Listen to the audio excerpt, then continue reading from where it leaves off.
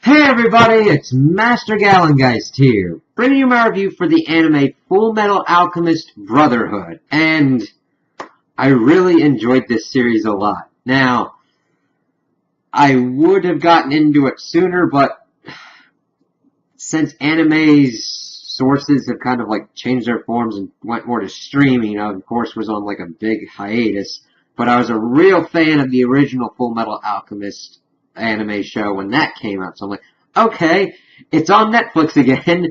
I'm gonna watch it. And I really enjoyed it. Now granted, I think that both series have their positives that they do, but I do overall find that after watching and kind of thinking about Full Metal Alchemist Brotherhood more, I enjoy that one a lot more than the original one, because I didn't know about the concept of them going with animes first and the manga not being completely finished. So once you kind of compare the two, you can really see how letting it finish and then adapting it is a much better option, because there were certain things with the homunculi that were done in the first series that's okay, looking back now, after being oh, this is pretty cool seeing Edward Elric with his automail limbs and his brother Alphonse in the suit of armor doing their alchemist stuff, and then seeing it in Brotherhood and how much better of a story it is. It's tighter, its pacing's better, the story makes more sense with what the homunculus are and how it all kind of fits together with the central plot. I just really liked what they were able to do with it, and just how well crafted the story was, and how kind of deep and rich and layered it is. So, of course, it is mainly centered and anchored around two characters, Edward and Alphonse Elric. And at first, it starts off kind of showing them already as state alchemists, and going forward, we do get flashbacks, but it never feels like the flashbacks impede with the forward momentum of the story. I do think that they did a great job of making sure that the story does not feel like that it's going too fast or too slow. You know, where you're either getting into several different arcs with a certain magical index, or it's taking so long that you have filler arcs that you're oh god, Dragon Ball kind of stuff. Even though if you're into Dragon Ball, you kind of look it's part of the anime now. This one, it just really knows when it was made, it knew what it set out to do. And I really think they accomplished that with everything going on, centering on Ed and Al getting their bodies back, since they had failed a human transmutation of trying to bring their mother back. And that central kind of core of the series of dealing with loss and of trying to acquire knowledge and trying to do things that really you have to think about if you should do, because they weren't really dealing with the pain of losing their mother. They just wanted their mother back. That's understandable. These are kids, but they've figured out all this knowledge of alchemy that their father had left and didn't have the adult guidance to go, you know what? I don't know if this is a good idea, which we then see the horrifying consequences of. And then, of course, as we get through later, this is a taboo, but yet a lot of other people kind of tried human transmutation and trying to gain immortality and bring the dead back to life, and it's oh god, holy crap.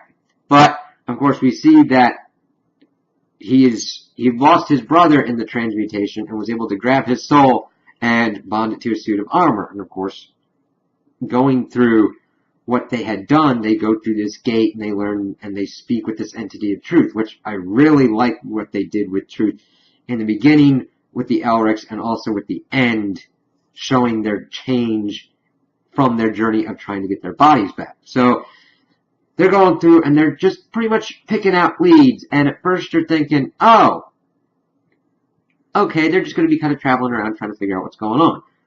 But then, of course, the story starts getting into making sure that there's no kind of wasted space or wasted opportunity. They go to one place and find that this father dude is supposedly bringing the dead back to life, and that's probably a Philosopher's Stone. They're searching for the Philosopher's Stone to cancel out the equivalent exchange.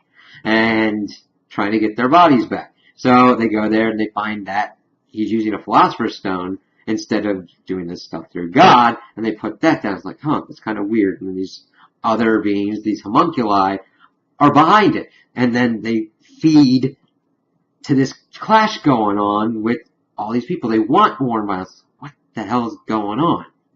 And we keep going deeper and figuring out that it's kind of connected as they're connecting it to the Ishvalan War, which that introduces a whole nother concept of showing the extremism that can come out of science and religion. Because this incident happened where an Amestrian soldier, which is the country that they're in, shot and killed an Ishvalan child. And you find out that the homunculi were also behind that and wanted this war to happen so that way the military would come in and exterminate the Ishvalans, who saw the death of this child and pretty much kind of started their own holy war against the military. Now granted, they had someone that had killed a child for no reason, and they were right to be angry, but then it just goes to senseless bloodshed, and you find out that there's a purpose behind it as you keep going further and further as they find out the secrets of the Philosopher's Stone, that to make a Philosopher's Stone, you have to sacrifice humans into it, which makes sense. It's the balancing act of the universe. Matter and energy must be in balance. You cannot get something without giving something up as well. And seeing how these are used to keep the homunculi immortal, it makes sense. Because immortality would break the balance, kind of. Granted, you could live forever, but of course the universe at some point has to end itself. But you could think of us as kind of like machines to a degree, that we need a certain amount of energy. And of course, the only way for these homunculi to stay alive is consuming the souls of people, another form of energy, and healing themselves. So it's like, holy crap, alright. And as we see these other characters start kind of coming around the anchors of the Elrics, we see Colonel Roy Mustang, who is probably my favorite character in the show because of the similarities that I like of him, like being compassionate and caring for his men and what he would do to try and protect Amestris and his ultimate goal of trying to become the Fuhrer to stop these kinds of things from happening. That's pretty cool. Maes Hughes is another great character who, of course, his death is very sad, but is used not to be like a dead horse throughout the series, but used at pivotal moments to show character progression because the death of Maes Hughes propelled a lot of things forward. It shows to Mustang that something's going on deeper within the military that he had previously thought.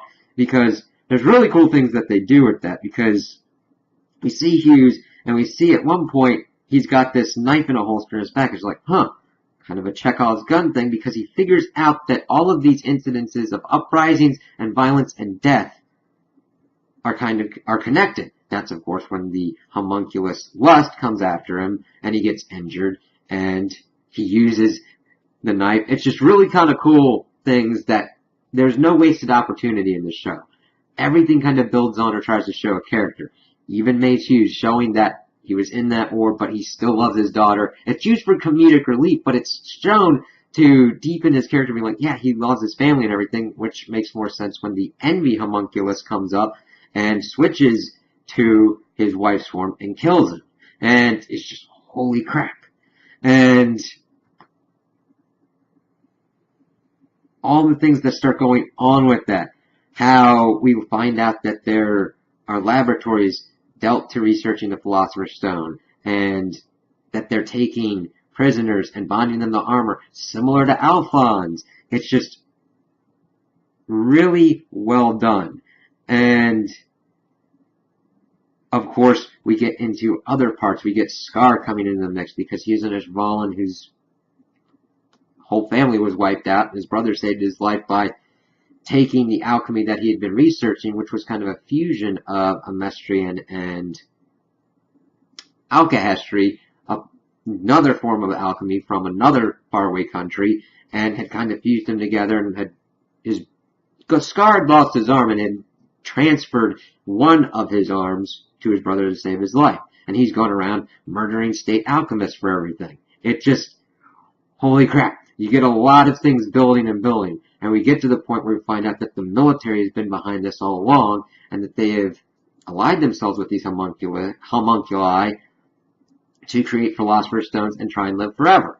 And the real head, like the Führer of the country, is actually a homunculus as well.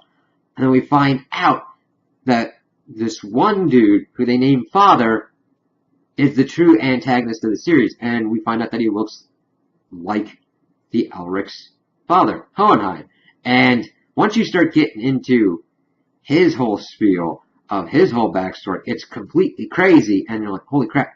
He's been living for hundreds of years because he was a slave of the city in the city of Xerxes, and they had made the father character, the dwarf in the flask, the homunculus, and he had tricked the Xerxesians into creating this giant transmutation circle and made himself a new body to get out of the flask, and he wanted more knowledge and to become more perfect and everything. And in that case, he had taken the 7 sins of man and split them off from him to try and perfect himself and also carry out his plans more. And that's a cool thing because each homunculus is named after a sin and really has interesting, well, more towards the end, has more interesting character interactions. Lust really doesn't do much, but it's a cool scene when Roy Mustang confronts and destroys her. The rest of them have a really good job done. The greed homunculus is really pretty cool because it does show the nuance of greed, because at first he's not even really shown to be a complete antagonist. He's more his own self and wants to acquire things and people, and it's really effective towards the end when we see him fighting against Father and fighting with the humans against his plan to transmute all of Amestris into a Philosopher's Stone and try and acquire the knowledge of God. Learning that whenever human transmutation is attempted, there is a portal of truth for each person. That's why he needs the certain people that have human transmutation done to open the portal of truth for the planet that they're on to try and acquire that knowledge. Holy shit. Which leads to some crazy shit at the end with a great fight scene, because it's not just your typical thing. You can't just punch your way out of it, even though there is a lot of punching. It's for an effective purpose. And that animation, I mean, I love the animation in this, but it gets so great towards the end and showing the characters growing up and learning things, and we get to the end and we see the kind of fallout of everything. Our heroes are able to defeat the homunculi, and we get some good character moments out of them.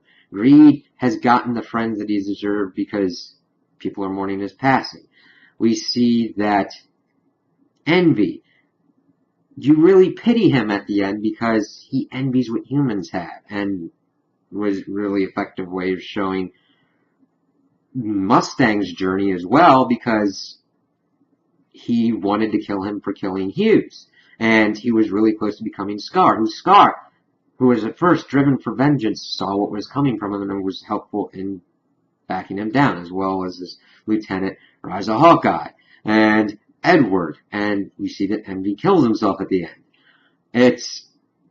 And Pride, crazy. There's just a lot of cool things that happen with these characters that I would take multiple videos on their own for deep dives, but the main things that we get through in this series are loss and what we do with that loss and knowledge that we gain, because I really like the ending, how the juxtaposition is between Father and Edward Elric, because Father, the original homunculus, is then pulled in to face his own truth, and he's talking with it and wondering what he did wrong. He just wanted to be more perfect and gain all the knowledge and everything. And you see when he's saying that, and even though you pity him, you know that his punishment is just when he is pulled into the gate from whence he came, and would be forever, he would have the knowledge that he desired, but he would be forever imprisoned. The balancing effect. That's the cool stuff. So, of course, we get to the point with Ed having to face it as well because Alphonse had sacrificed his soul to get Ed his arm back so that way he could defeat Father. And he's trying to figure out a way to get his brother back. And he comes up with a way and does human transmutation and gets there. And then, of course, Truth asks him what he's going to put forth. And he puts forth his gate, alchemy, showing that he has understood that alchemy has caused a lot of problems, bringing up the whole Nina and Shao Tucker situation where Shao Tucker had fused his daughter with their dog to make a talking chimera. And all of the kind of bad things that alchemy has done. Now, granted, there's been some good things as well. But he recognizes the fact of that Father couldn't, that acquiring knowledge is not inherently evil, but just doing it by any means necessary for all knowledge and just thinking that you will be God in this world is just crazy, and that he just has what he needs from all of his friends and everything. And of course, this is the beating of truth. He's like, you'll never be able to do alchemy again. And he's like, yeah, I've got all my friends and everything for that. And he's surprised. He's like, you did it. You beat me. It's great. It's a very powerful moment because you built on this from the past 60-some episodes. And it's a great way to showcase how this character has grown because he foolishly thought that he could return himself back to his original state. But if he had done that, he would not have learned his lesson. And even when him and Al having his body back, Al still has to rework and readjust to get his body back to shape. And Ed still has his automail leg. They realize that there must be a pain and a price paid to learn these lessons. And that wisdom and knowledge kind of go hand in hand in that you have to recognize that you will not know everything and that the wise man knows that. And that Ed had gained that wisdom, whereas Father had not. It just was a very effective ending, tying up everything, seeing everybody get their good character moments. And that payoff is very worthwhile. I really have to hand it to this show for how well it was able to construct its story and construct its characters to the point where I don't really have any kind of criticisms in either one. They do a very good job of making sure that it's not completely loaded to the point where you're like, I need this kind of degree to understand what's going on. But there's cool little aspects that if you dig deeper, like at one point, Scar was fighting a chimera that had 3 heads and it was underground. I'm like, oh, there's a Cerberus kind of reference. Talking about soldier PTSD from the Ishvalan War. It never feels like it is hitting you on the head to get a point across. It does a good job of letting the story tell itself and having its lessons there and having you take from those lessons without them being forced down your throat. That's not good writing. If you come to those conclusions or come to your own opinions based on something, that's good writing, and I think they do a good job with that here. And I would highly recommend anybody who's into really well choreographed action, really well choreographed character development, and just really good humor as well. Because you'd look at it and you'd probably think, well, wouldn't you have a problem with the humor that comes into it? And no, because the timing is the part of humor that really kind of gets me on certain anime. Sometimes it feels like it's out of nowhere or at a point that kind of messes with the tone. Here it knows exactly kind of when it's needed and when it is even supremely funny. When they're talking about, when we've seen that how much it took for Ed to get this Alphonse's soul into the suit of armor, there's this point where he's made Winry Rockbell, his love interest throughout the series, angry. She hits him on the head with a wrench, and we see Ed's soul leaving his body, and he's like, no, brother's soul, and Al just grabs it and then stuffs it back in. It's just like, that's really funny. And it just enhances what's going on and enhances the character development rather than fighting with the tone and just being like, okay, I would understand this if this was this kind of comedy anime, and it's just like, boo. It doesn't have a warping of tone like that at all. And I'm really glad I was able to watch this. I know it came out this month. Well, not out this month. They put it back on Netflix this month. So I'm like, I'm going to watch this all before they take it off. And I'm really glad I did. It's one of my favorite anime of all time, and I believe it should be put on the pantheon of kind of classics like Cowboy Bebop and all of those. And actually, I would think it would be a good one for like at least college level courses to really dig into because of all the different influences on it, Western, Eastern, everything going on, the setting of it, all the cultural things going on. It just does a good job of melding a lot of different influences to make a great, coherent, well-paced story that gives you satisfying character moments. And I would highly recommend anybody who would be into character development and all this kind of great pacing to really watch this. Now, if you're kind of squeamish with blood and all this stuff about kind of human sacrifices, it would be I would not recommend watching this or recommend someone younger watching this. Even though when I watched the first one, I was kind of young because I was in that anime kind of phase, but I was on that kind of borderline on like, oh, okay, we'll see how this goes. But I really enjoyed this one, and I'm really glad I was able to see it. And I'd highly recommend, if you've got the ability to watch this at some point, do it. I do not think you'll be disappointed. So, those are my opinions on the anime. Tell me what you guys think in the comments below. If you liked it, if you didn't like it, if you agree with me, if you disagree with me. Also, like and subscribe, and I hope you have a good day.